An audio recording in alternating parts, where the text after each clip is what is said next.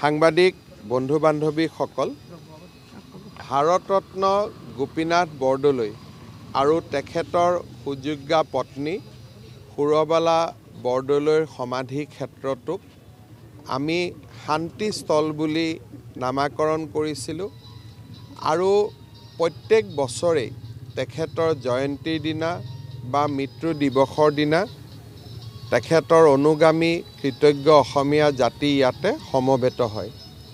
কিন্তু বহু দিনৰ পৰা এটা অনুভৱ কৰা হৈছিলে যে এই সমাধিস্থলীখন আৰু অধিক উন্নত কৰিব লাগে, সুন্দৰ কৰিব লাগে আৰু তেখেতৰ যি অৱদান সেই অৱদানৰ লগত সংগতি ৰাখি ইয়াক আৰু অধিক গৰিমামণ্ডিত কৰিব লাগে।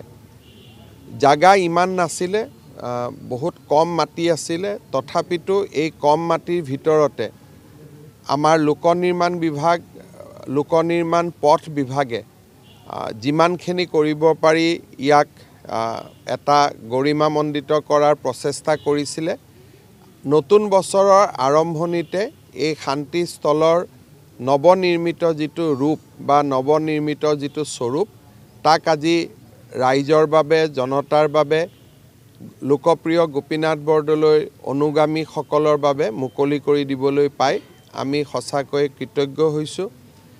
গুৱাহাটী লোকসভা সমষ্টিৰ সাংসদ বিজুলী কলিতা মেধি, পূব গুৱাহাটী সমষ্টিৰ বিধায়ক সিদ্ধাৰ্থ ভট্টাচাৰ্যী, পৌৰ নিগমৰ মেয়ৰ মৃগেন শৰণীয়া আৰু লোকপ্ৰিয় গোপীনাথ বৰদলৈৰ সুযোগ্য পুত্ৰ বলীন বৰদলৈ আমি সকলোৱে আজিৰ এই সুন্দৰ অনুষ্ঠানটোৰ সাক্ষী হ'বলৈ পাই গৌৰৱ অনুভৱ কৰিছোঁ।